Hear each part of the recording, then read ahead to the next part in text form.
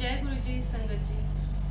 मैं योगिंद्री चावला पलवल से आपके सामने अपना एक सत्संग शेयर करना चाहती हूँ कि कैसे गुरु जी ने मुझे अपने चरणों में बुलाया, कैसे गुरु जी ने मुझे लक्ष्मण अंकल जी से मिलवाया, कैसे मैं उनके ग्रीन फील्ड दरबार जो कि B944 ग्रीन फील्ड फरीदाबाद में है वहाँ मिलवाया।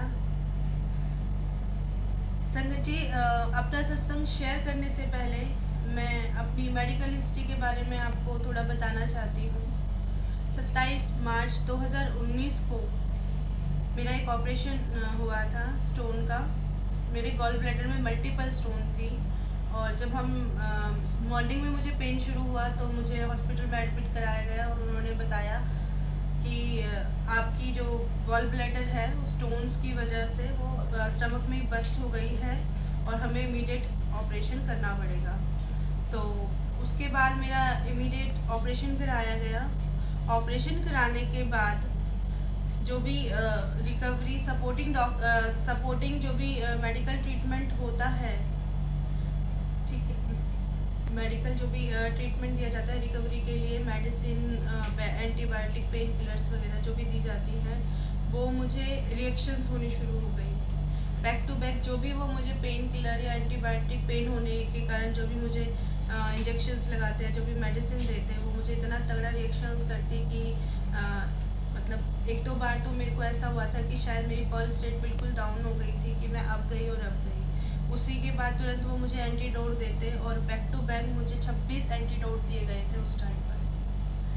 तो सेकेंड डे ऐसे चलता रहा और फिर नींद की गोली दी उन्होंने और फिर कैसे ना कैसे करके मैं वो दिन कटा मेरा जिस दिन ऑपरेशन हुआ। नेक्स्ट डे 28 मार्च को जब डॉक्टर राउंड पर आए तो उन्होंने देखा कि मेरे को बैक टू बैक जो भी वो मेडिसिन रिकवरी के लिए जो भी इंजेक्शंस वगैरह दे सकते थे वो सारे ही मुझे रिएक्शन हैं।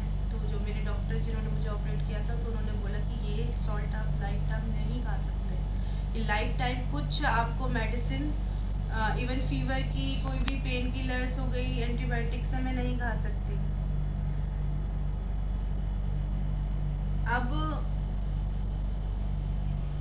अब आराम आए तो कैसे आए?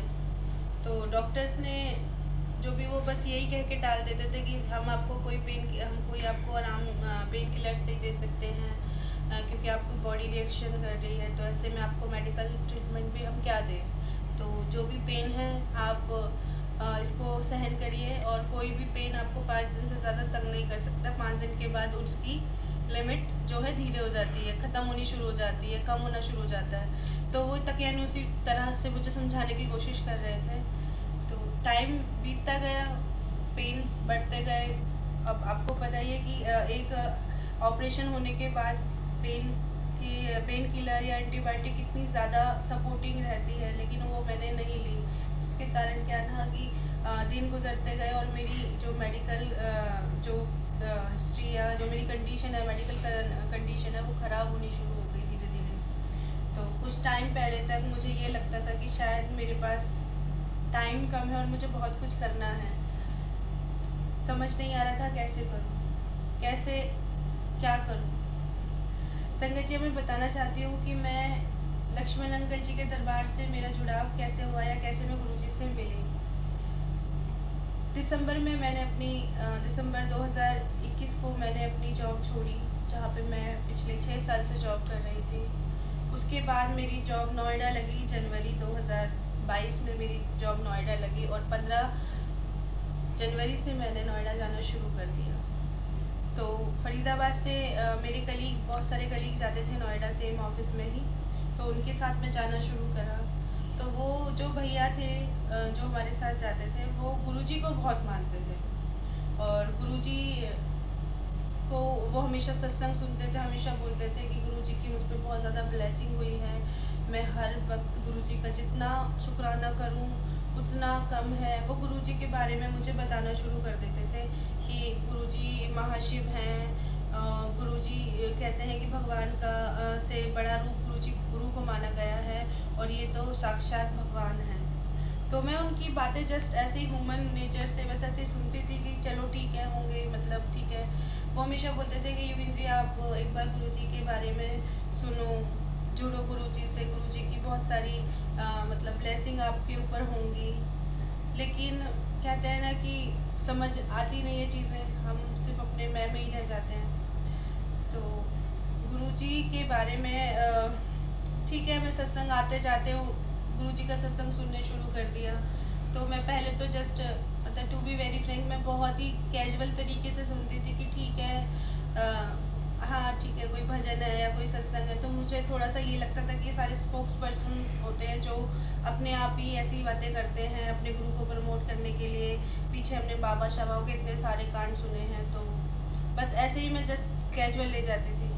लेकिन दिन गुजरते गए, एक हफ्ता हो गया मुझे गुरुजी के सत्संग आते जाते, मैं सत्संग सुनती रही। पता नहीं गुरुजी की क्या मुझ पे ऐसी ब्लेसिंग हुई कि मैंने जब वो सत्संग में जो सुनती थी, वो सत्संग जो मैं मतलब सुन रही थी, उसके बाद में जब फरीदाबाद मेरे को वो कैब छोड़ती थी और कैब से मुझे पलवल मेरे हस्बैंड के साथ ही मुझे जाना होता था।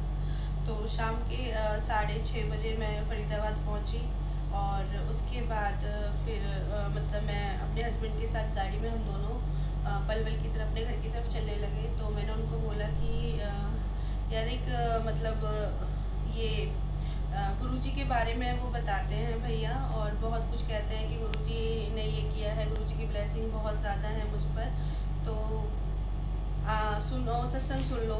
तो वो हमेशा बोलते थे अच्छा ठीक है, हाँ वो तो वो पहले मुझसे पहले से ही सत्संग सुनते आ रहे थे गुरुजी के।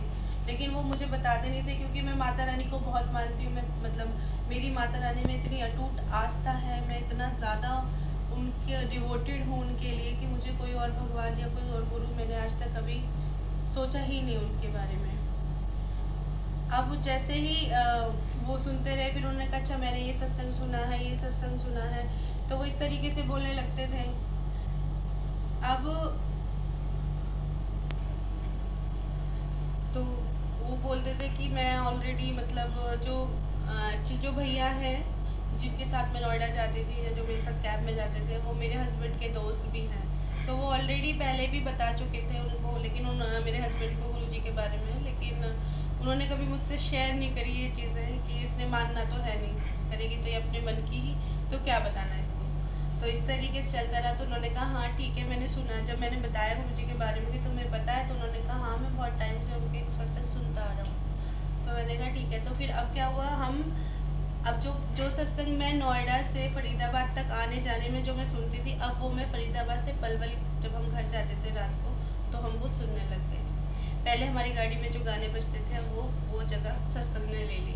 फिर ऐसे ही एक दिन यूट्यूब चैनल हम से सत्संग सर्च कर रहे थे, वहाँ पर मेरे हस्बैंड ने लक्ष्मण अंकल जी के बारे में जाना, मतलब देखा उन्होंने वहाँ पर, और उन्होंने ये देखा कि वहाँ पर गुरुजी ग्रीन फील्ड का जो दरबार है, वहाँ पर लक्ष्मण अंकल जी मतलब लक्ष्मण, तो एक दिन ऐसे ही यूट्यूब पे सर्च आउट करते करते हमें लक्ष्मण अंकल जी के बारे में हमने सुना कि वहाँ जो लक्ष्मण अंकल जी का जो दरबार, लक्ष्मण अंकल जी का जो ग्रीन फील्ड में गुरुजी का जो दरबार बनाया हुआ है, वहाँ पर लोगों के जो सत्संग हुए हैं, जो वहाँ से ही लोग के गए हैं, बड़ी बड़ी बीमारियों से जो लोग वहाँ पर ठीक होके गए हैं वहाँ से, तो उनके बारे में सुना। तो मेरे हस्बैंड के मन में एक होप जागी कि शायद मेरा भी ट्रीटमेंट वहाँ से हो जाए, पॉसिबिलिटी ऐसी हो जाए,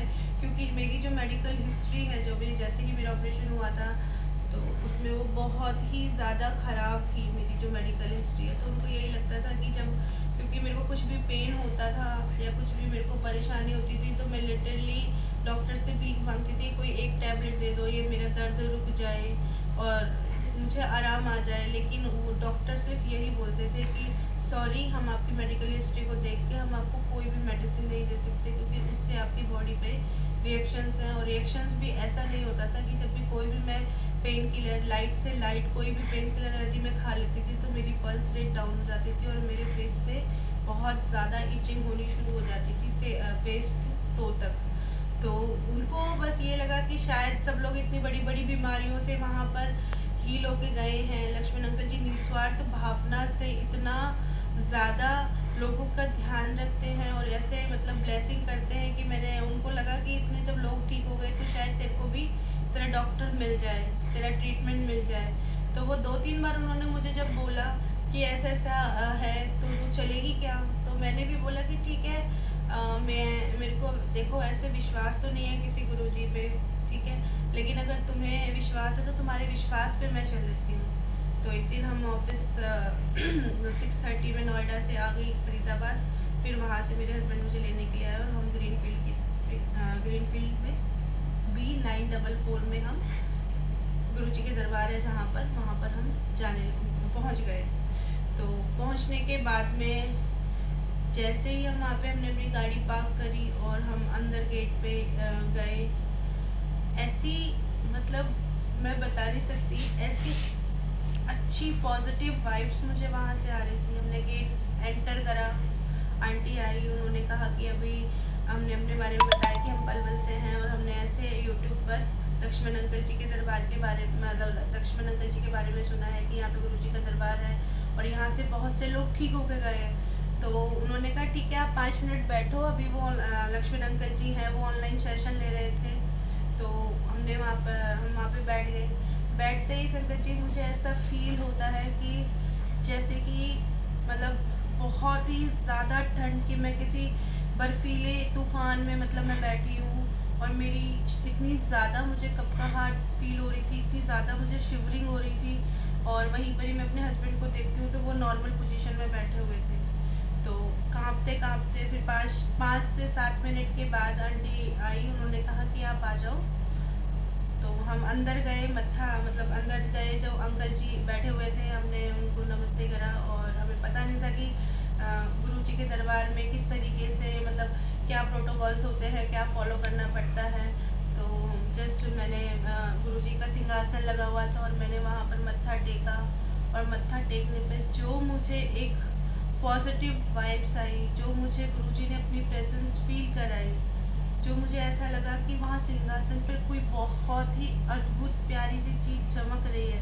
मैंने ऐसा फील किया वहाँ पर, मत्था टेका और गुरुजी को बस मन करा था कि मैं देखती रहूं, ऐसा मुझे वहाँ पे फील हुआ था। जबकि मैं माता रानी को बहुत मानती हूँ, लेकिन वहाँ पर सब कुछ भूलने के बाद मुझे लगा कि शायद मुझे मेरा डॉक्टर मिल गया है। उसके बाद अंकल जी ने हमें बिठाया और हमसे पूछना शुरू कर दिया कि कहाँ से आए हो, क्या नाम है, घर में कौन कौन है। तो हमने उनको सारी चीज़ें बताई।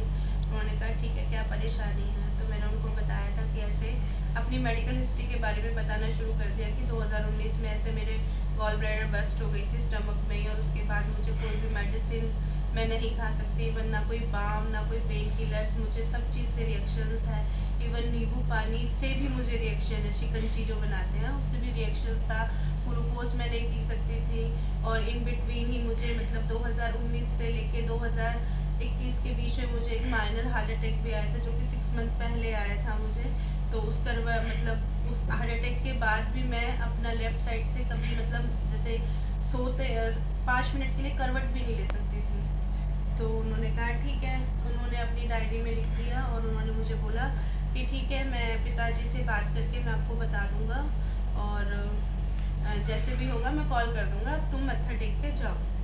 तो मेरे हस्बैंड ने मत्था टेका, उसके बाद फिर मैंने गुरुजी के आगे मत्था टेका। मत्था टेकने के बाद फिर हम गुरुजी ने बिस्किट प्रसाद देना शुरू करा। पहले मेरे हस्बैंड को दे दिया, उसके बाद में उन्होंने मेरे बेटे के लिए बिस्किट प्रसाद दिया और मेरे लिए बिस्किट प्रसाद दे दिया। तो मेरे हस्बैंड ने तो वहीं पर ही खा लिया था। मैं मत्था टेक के जैसे मैं खड़ी हुई तो उन्होंने कहा अपने बेटे को भी खिलाना। तो मुझे उस टाइम पे थोड़ा सरप्राइजिंग सा लगा था कि मैंने तो उनको बताया था कि मेरा बेटा और मेरी सास भी रहती है मेरे साथ में, लेकिन उन्होंने बेटे के लिए ही क्यों दिया, तो मन में एक क्वेश्चन मार्क था। मैंने कहा ठीक है, मैंने बेटे का बिस्किट प्रसाद अपने पर्स में रखा और मैं गाड़ी की तरफ आ गई। गाड़ी में बैठते ही संगत जी मैंने वो बिस्किट प्रसाद जैसे ही मैंने मुंह में डाला तो मुझे ऐसे लगा कि शायद कड़वा कड़वा सा कुछ है। मैंने दूसरी बाइट ली तो मुझे ये लगा कि वो वाकई बिस्किट बहुत ज़्यादा कड़वा था। मैंने अपने हस्बैंड को बोला कि यार पता नहीं कैसे उन्होंने अंकल जी ने मुझे कड़वा बिस्किट दे दिया। तो बिस्किट कड़वा है, उन्होंने कहा नहीं कड़वा नहीं है, कि पैकेट से निकाला है, तुम्हें कड़वा कैसे। मैंने कहा तुम टेस्ट करके देखो। तो वो उनको कड़वा नहीं लगा, उनको मीठा लगा। और मेरे गले में मुझे इस तरीके से कड़वाहट आ रही थी, जैसे संगत जी हम कोई मेडिसिन खा लेते हैं और कभी हमारे गले में अटक जाती है, उसके बाद जो गंदा सा टेस्ट आता है, वो टेस्ट मुझे वो आ रहा था वहाँ से। तो अब हंसे जाएं वो, मैं उनको बताती हूँ, वो हंसे जाएं। उन्होंने कहा कि गुरुजी ने तुझे ब्लेस करना शुरू कर दिया है। मैंने कहा नहीं यार, ये कुछ मतलब है। फिर भी मैंने जैसे जैसे करके वो दोनों बिस्किट खाए, बिस्किट प्रसाद खाया, और मैंने मेरा पानी रखा हुआ था तो मैंने पानी के साथ उसको निगल लिया। संगत जी आप विश्वास नहीं करोगे, जैसा मैं मेडिसिन खाने के बाद मुझे रिएक्शन होता है टॉप टू टॉप इचिंग, वैसे ही मुझे वो जैसे ही बिस्किट प्रसाद मेरे गले के अंदर जा रहा था, मेरे स्टमक में आ रहा था, जहाँ जहाँ वहाँ तुरंत मुझे इतना बुरा रिएक्शंस हुआ जैसा मुझे मेडिसिन के साथ होता है। मतलब अनबियरेबल इचिंग, बहुत ही ज़्यादा पेनफुल था वो, कि मुझे बिस्किट से कोई कैसे रिएक्शंस हो सकता है। और मुझे आधा पौना घंटा बहुत ही ज़्यादा रिएक्शंस रहे। तो मेरे हस्बैंड को मैं बताऊं, वो हंसे जाएं, वो ये बोले कि तुझे ब्लेसिंग मिल गई, लगता है तेरा डॉक्टर अब मिल गया है, अब तुझे किसी के आगे हाथ नहीं फैलाना पड़ेगा, अब तू ठीक हो जाएगी। और मैं बस यही कह रही थी कि बिस्किट से रिएक्शन कैसे हो गया। फिर हम अपने घर पलवल पहुँचे, और उसके बाद में फिर मैंने जाके मैं नहाई। नहाने के बाद में फिर मैंने अपने बेटे को कहा, और मैंने जैसे बिस्किट प्रसाद में अपने बेटे को पर्स से निकाल के देने लगी, तो मैंने देखा कि सेम टाइम जब हम गुरुजी के दरबार में थे, वो बहुत ही ज़्यादा नाक से ब्लीडिंग हुई थी, और शायद गुरुजी को ये पता था, इसीलिए उन्होंने वो बिस्किट दिया, बिस्किट प्रसाद। तो मैंने अपने बेटे को खिलाया, और जब वो बिस्किट खा रहा था तो मैं उसके मुंह की तरफ से देख रही थी। मैंने कहा तुझे बिस्किट कैसा लग रहा है? तो वो बोलता है मम्मा ये मुझे बर्फ़ी की तरह लग रहा है। तो बर्फ़ी का टेस्ट आ रहा है, बहुत ही मीठा बिस्किट है। तो मैं यही सोच रही थी कि यार ये मतलब हो क्या रहा है मेरे साथ, कि भैया मेरे को कड़वा लगता है, मेरे हस्बैंड को अच्छा लगता है, खाने में टेस्टी लगता है, और मेरे बेटे को उसमें बर्फ़ी का टेस्ट आता है। तो खैर हम में इतनी बुद्धि नहीं है कि हम ये चीज़ें समझ पाएँ। और फिर उसके बाद वो सब गुरुजी करते हैं, तो गुरुजी ने की ही महिमा है सब। उसके बाद फिर हम नेक्स्ट डे से अंकल जी के कॉल का वेट करने लगे। पता नहीं क्यों गुरुजी से इतना ज़्यादा अटैचमेंट, या इतना ज़्यादा मतलब मुझे अपनी तरफ गुरुजी का ऐसा खिंचाव लगने लगा। तो गुरुजी से मतलब इतना ज़्यादा लगाव, अट्रैक्शन इतना ज़्यादा होने लग गया कि मैं बस ये था कि मुझे अब लक्ष्मण अंकल जी किसी भी तरीके से कॉल करें और मुझे गुरुजी के दरबार में बुलाएं। और संगत जी लिटरली मैंने उनकी कॉल का ऐसे वेट किया जैसे कि शायद हम अपना रिज़ल्ट का भी इतना बेसब्री से इंतज़ार नहीं करते जितना मैंने अंकल जी के कॉल का, लक्ष्मण अंकल जी के कॉल का वेट किया। मैं रोज़ बोलती थी कि आज अंकल जी का कॉल नहीं आया है, आज अपने हस्बैंड को बताती थी कि आज अंकल जी का कॉल नहीं आया है, मुझे जल्दी से, बस मैं मन में कहती थी गुरुजी मुझे भी जल्दी से लक्ष्मण अंकल जी कॉल कर दें और मैं आपके मतलब दरबार में आऊँ। अब मुझे ट्रीटमेंट से मतलब ट्रीटमेंट का मेरा इतना नहीं था कि मेरा ट्रीटमेंट क्या होगा या नहीं, बस मुझे ये था कि मुझे गुरुजी के दरबार में जाना है और वो मुझे बुलाएंगे, और उनकी जो प्रेजेंस थी, जो मैंने वहाँ फील किया था, जो पॉजिटिविटी लगी, और उसके बाद अगले दिन से बेवजह जो मैं खुश हूँ, जो मुझे इतनी ज़्यादा टेंशन थी किसी भी मतलब इन दिनों मतलब मैं बहुत ज़्यादा डिप्रेशन में जो थी वहाँ जाने से पहले, अब मुझे कोई भी टेंशन नहीं, बस मैं बेवजह मुस्कुराए जा रही हूँ और बस वेट कर रही हूँ कि मुझे बस जल्दी से बुला लें। तो 3 दिन बाद अंकल जी का मॉर्निंग में कॉल आता है और मुझे बोलता है कि नेक्स्ट डे मंडे से आपको आना है और आपका 15 डेज़ का आपका ट्रीटमेंट होगा, और आपको अपने घर से 2 पानी की बोतलें भर के लेकर आनी है और एक खाली बॉटल्स लानी है। तो हम खुश कि चलो गुरुजी ने हमें बुला ही लिया, और अब मतलब बस अब गुरुजी से मिलना है, लक्ष्मण अंकल जी के दरबार में जाना है। तो संगत जी हम मंडे को गुरुजी के दरबार में हम पहुंच गए 10 बजे शाम। तो वहाँ बैठे हम, वहाँ बैठ के हमें तो ये भी नहीं पता था कि पहली बार ऐसा था कि वहाँ पे कोई कुछ बोलता नहीं, ऐसे गुरुजी से अरदास लगाते हैं, आँख बंद करके मंत्र जाप करते हैं वहाँ पे जब मैं बैठी, मैंने फील करा वहाँ पर गुरुजी की प्रेजेंस, इतनी संगत आती है वहाँ पर।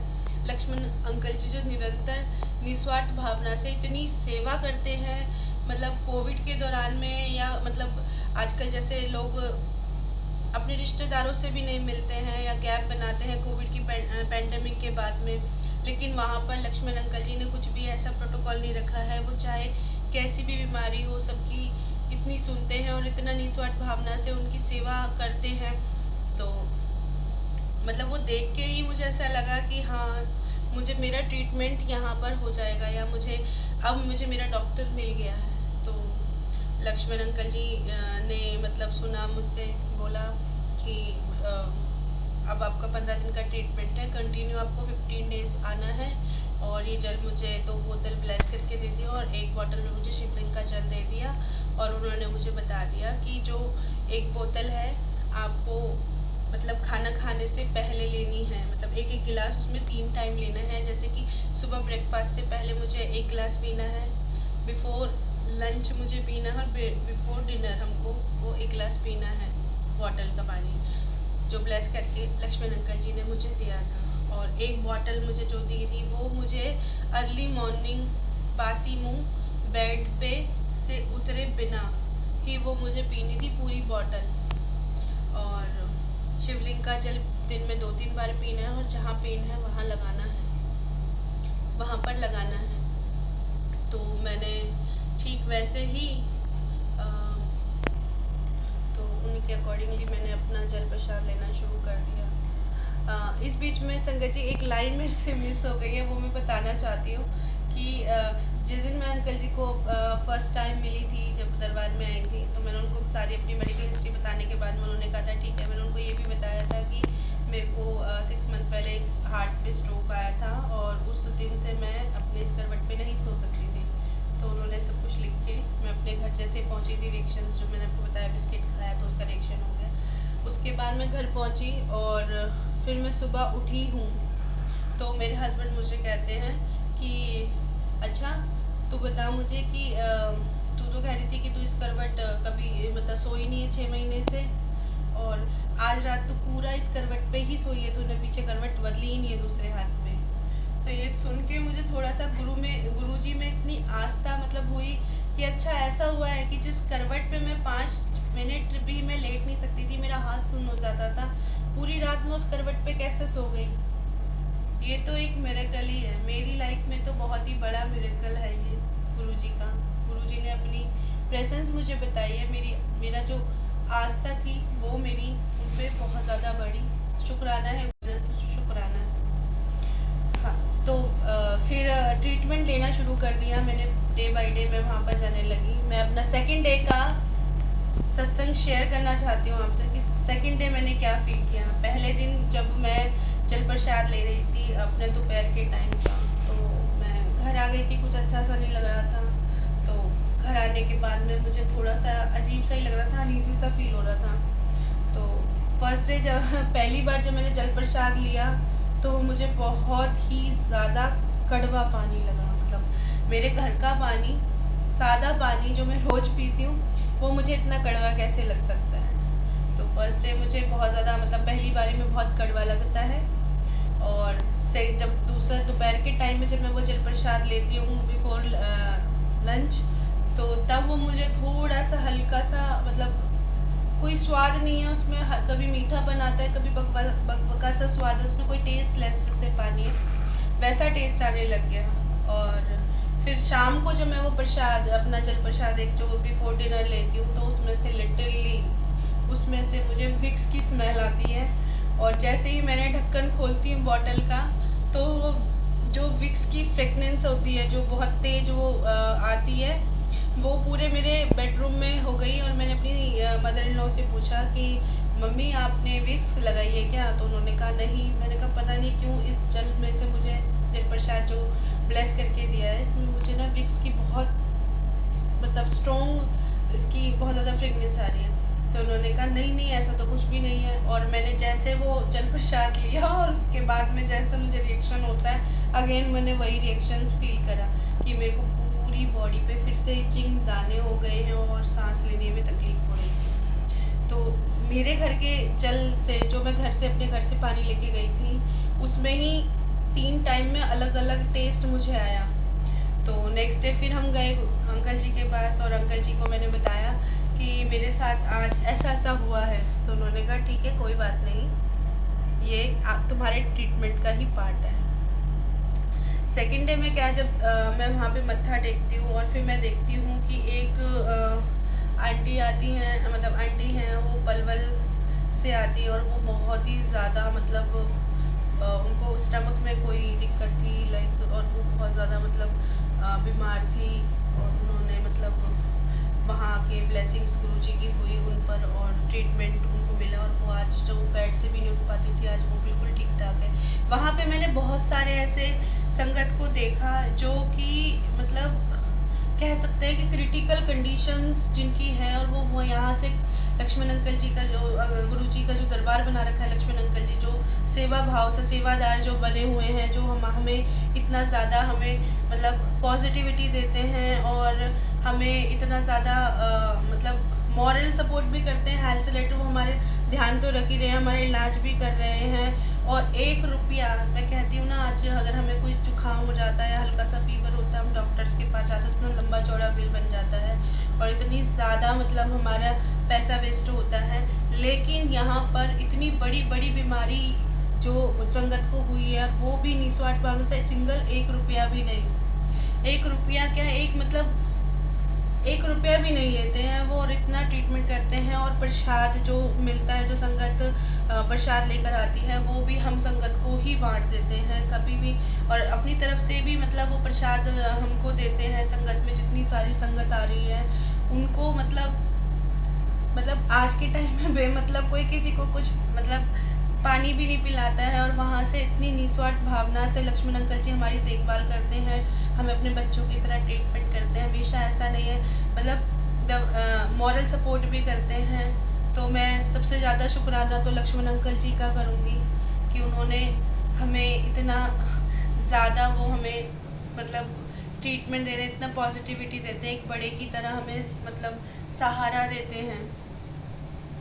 अब मैं आपको अपने दूसरे दिन का सत्संग शेयर करना चाहती हूँ। मेरा सेकंड डे जब आया था तो मैं लक्ष्मण अंकल जी के पास आई, और अगेन वही मेरी 2 बोतल उन्होंने ब्लेस करके दी। जल प्रसाद मैं मतलब अपने घर से जल लेके गई थी और उन्होंने वो ब्लेस करके दी और शिवलिंग का जल दिया।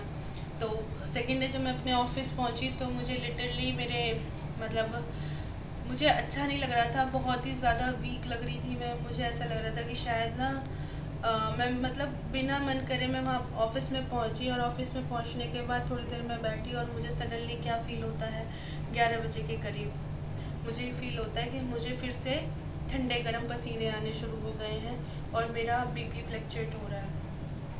अब क्योंकि मैं उस ऑफिस में नई थी तो मैंने किसी से शेयर नहीं करी थी, लेकिन मुझे हाँ बहुत ही ज़्यादा मतलब घबराहट हो रही थी, और मेरे फिर से लेफ़्ट हैंड पे मेरा मतलब कि एकदम से दर्द होना शुरू हो गया, मेरे हार्ट पे बहुत ज़्यादा पंपिंग सी होनी शुरू हो गई, और मेरा सडनली मैं क्या देखती हूँ, मेरी हथेली पूरी की पूरी नीली हो गई।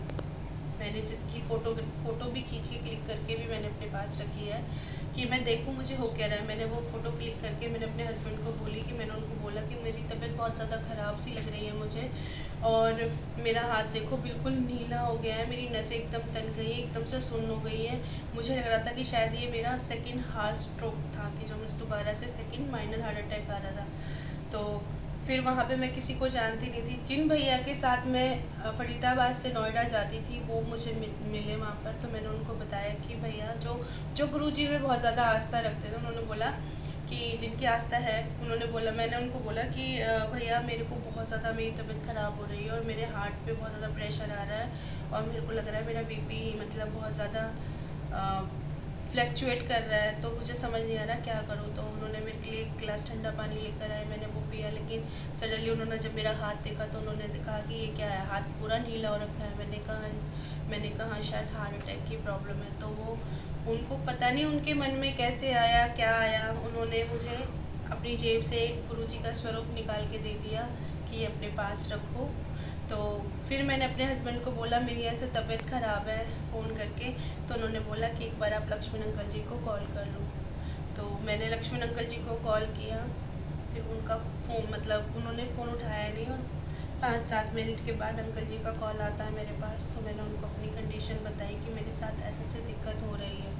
तो उन्होंने बोला कि तुम चिंता मत करो, गुरुजी वहाँ पर हैं, सच्चे मन से गुरुजी से अरदास करो, तुम्हें जो ये परेशानी हो रही है ये बिल्कुल ठीक हो जाएगा, और जल प्रसाद ले लो और शिवलिंग का जल हाथ पर जहाँ पे पेन हो रहा है वहाँ पे लगा लो। संगत जी, मैं वहाँ से उठ के वो बॉटल लेके जल प्रसाद वाली मैं वॉशरूम में गई, और मैंने अपने हार्ट पे मतलब जहाँ पे मेरे को पेन हो रहा था वहाँ पे मैंने वो जल प्रसाद लगाया, और वापस अपनी सीट पर आकर मैंने गुरुजी से अरदास करी कि गुरुजी अब मुझसे ये बर्दाश्त नहीं हो रहा है पेन, अब आप मुझे बचा लो, मेरे ये पेन से मुझे राहत दो, और अपनी प्रेजेंस अगर आप सच में हो तो मेरे को अब फील कराओ कि आप हो मेरे पास में, और ये दर्द मेरा बिल्कुल चला जाए।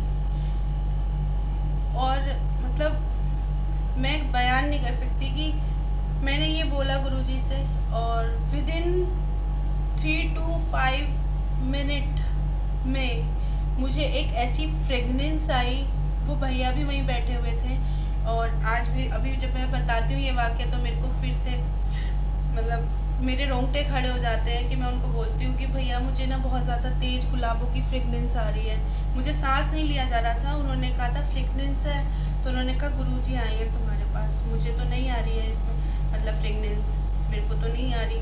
मैंने कहा मुझे बहुत स्ट्रॉन्ग फ्रेगनेंस आ रही है, और उसके बाद में जैसे इतनी लंबी जो कि मुझे सांस लेने में इतनी दिक्कत हो रही थी, और एकदम से मुझे बड़ी ज़ोर से मैंने सांस आई, मैंने इतनी ज़ोर से सांस ली, ऐसे लगा कि मेरा जो रुका हुआ कुछ जैसे ढक्कन खुल जाता टाइप, ऐसा मतलब मैंने फील करा, और एकदम से मुझे हार्ट पे मैंने जब सांस ली तो पूरा मेरे को फील हो रहा था कि मेरे अंदर तक मुझे ऑक्सीजन या सांस मेरी जा चुकी है, और विदिन 3 to 5 सेकेंड में मेरे जो हाथ जो इतना ज़्यादा नीला हो गया था वो एकदम लाल हो गया।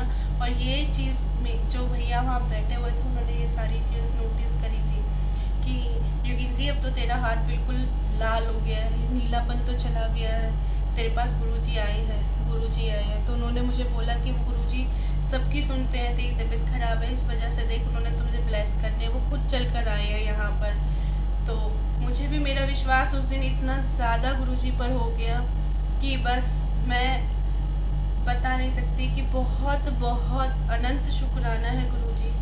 मैंने शायद ही कोई इतने अच्छे कर्म करे होंगे कि मुझे गुरुजी की इतनी जल्दी मतलब मेहर हो गई, ब्लेसिंग हो गई, मुझे इतना इमरजेंसी में उन्होंने ट्रीटमेंट देना शुरू कर दिया कि मतलब मुझे लगता था कि शायद मेरे बैठे बैठे उन्होंने ऑपरेशन ही कर दिया, क्योंकि जब मेरे को पेन हो रहा था तो मुझे ऐसा फील हो रहा था कि मेरे यहाँ पे 4 कट लगे हैं बड़ी ज़ोर से मतलब, और ऐसा कट लगे हैं कि जैसे शायद हम अगर ऑपरेशन करते हैं तो उसके बाद जो फीलिंग होती है पेन की वो मुझे फीलिंग थी। और विदिन मतलब 11 बजे से मेरी तबीयत ख़राब हुई और 12:30 तक मेरा हाथ जो नीला हुआ था वो भी ठीक हो गया, जो पेन था वो भी ठीक हो गया। और उसके बाद में मुझे ऐसे लगा कि शायद मुझे पेन था ही नहीं कभी, या मेरी तबीयत जो आधा 1 घंटा पहले जो इतनी सीवियर वाली थी, बहुत ज़्यादा थी कि सांस नहीं आ रही है और बहुत सारी दिक्कतें हो रही, वो सब ख़त्म हो गई। फिर मैंने शुक्राना गुरुजी करा, और उसके बाद मैं जल प्रसाद लिया, लक्ष्मण अंकल जी को कॉल करके बताई अपनी कंडीशन। नेक्स्ट डे में फिर 3rd डे फिर ऐसे करते 15 डेज़ मेरा ट्रीटमेंट चला, और आज मैं कह सकती हूँ कि मैं बिल्कुल ठीक हूँ। मतलब थोड़ी बहुत जो भी दिक्कत रही है वो गुरुजी हैं, तो मैंने उन सब कुछ उन पर छोड़ दिया है, और मेरा इतना विश्वास बना है लक्ष्मण अंकल जी का। मैं बहुत तहे दिल से मैं इतना शुक्राना करती हूँ कि लक्ष्मण अंकल जी अगर आप ना होते तो मेरा क्या होता। शायद मतलब मेरे जैसे लोगों को बहुत ज़्यादा ज़रूरत है आपकी, और आप जो निस्वार्थ भावना से आप इतनी सेवा करते हो उसका थैंक्स मैं अपने शब्दों में भी नहीं कर सकती। तो सबसे ज़्यादा मैं मतलब शुक्राना आपको करती हूँ कि गुरुजी ने आपको मेरा डॉक्टर बना के भेजा है। आपने मतलब ऐसा ट्रीटमेंट दिया है मुझे कि शायद जो मैं रो के अपने डॉक्टर से बोलती थी कि अब मुझे पेन हो रहा है तो मुझे एक टैबलेट दे दीजिए जिससे मुझे थोड़ा सा आराम आ जाए, लेकिन सब डॉक्टर सिर्फ इतना ही कह के टाल देते थे कि नहीं, आपको तो कोई दवाई दे ही नहीं सकते, आपको तो रिएक्शंस हैं। मतलब कह सकते हैं ना कि जहाँ पर मेडिकल हिस्ट्री, जहाँ जवाब दे जाते हैं, वहाँ वो परमात्मा आपके लिए रास्ते खोलता है, और वो परमात्मा ऐसी ब्लेसिंग देता है कि फिर आपको किसी और डॉक्टर की ज़रूरत ही नहीं है। तो गुरुजी, आपका बहुत बहुत शुक्राना है, बहुत ही बहुत ज़्यादा शुक्राना है। और मैं हमेशा चाहती हूँ कि आप अपने चरणों में मुझे ऐसे बनाए रखें। और मतलब लोग मतलब कहते हैं ना कि इंसान जब ऐसी कंडीशंस में आता है कि उसको कहीं राह नहीं मिलती है, और फिर एक बंदा मतलब जो निस्वार्थ भावना से अपने बच्चे से भी ज़्यादा अपने परिवार को छोड़ के हर चीज़ से निस्वार्थ भावना से आपकी सेवा करता है और आप ठीक हो जाते हो। तो कुछ लोग ऐसे हैं, मेरे को ये सुनने में आया था कि लक्ष्मण अंकल जी के ऊपर ऐसे एलिगेशन लगाते हैं कि जो निस्वार्थ भावना से जो मतलब इतनी सेवा कर रहे हैं, इतना कुछ कर रहे हैं, और बाद में फिर वो उस चीज़ को निगलेक्ट करते हैं या बहुत ही ज़्यादा मतलब इग्नोर करते हैं। तो मैं सबसे गुजारिश करना चाहती हूँ कि अगर आप किसी के बारे में अच्छा नहीं बोल सकते हो तो बुरा भी मत बोलिए। आप वो दिन मत भूलिए जब आप बहुत ही ज़्यादा बुरी कंडीशन में आए थे, होपलेस आए थे, और यहाँ से होप लेके ट्रीटमेंट करके अच्छा क्योर होने के बाद आप उस चीज़ को निगलेक्ट कर रहे हो, ये सबसे बड़ी गलत बात है। आप उस दिन को हमेशा याद रखिए जब आप पहले दिन आते हो, जिस होपलेस से आप आए थे, जिस उम्मीद से आए थे कि मैं यहाँ से ठीक हो जाऊँगा, और आप ठीक होने के बाद में उसका शुक्राना भी नहीं करते हो, तो ये बहुत गलत बात है। इससे बुरी बात कुछ हो नहीं सकती। मैं आपसे संगत जी इतना ही कहना चाहती हूँ कि गुरुजी को तो मैंने नहीं देखा, मतलब मैंने उनको डिवाइन रूप में फील किया है, हर चीज़ करी है, लेकिन एक्चुअली में मैंने उन्हें नहीं देखा। लेकिन अगर आज मैं उनका कंपैरिजन करना चाहती हूँ तो मैं सिर्फ मुझे वो लक्ष्मण अंकल जी ही मेरे गुरुजी लगते हैं। उनके अंदर ही मुझे उनकी छवि नज़र आती है। मुझे ऐसा लगता है कि मैंने अगर लक्ष्मण अंकल जी के सामने मैंने अपनी बात कह दी तो गुरुजी तक वो बात पहुंच गई, और मेरी इतनी ज़्यादा आस्था है उनमें कि लक्ष्मण अंकल जी ही मेरे डॉक्टर हैं और लाइफ टाइम ही रहेंगे। अब मुझे किसी और डॉक्टर की कोई ज़रूरत नहीं है। अंत में मैं सिर्फ इतना ही कहना चाहूँगी कि शुक्राना गुरुजी, थैंक यू लक्ष्मण अंकल जी, मेरी लाइफ बचाने के लिए बहुत बहुत शुक्राना है आपका। जय गुरुजी।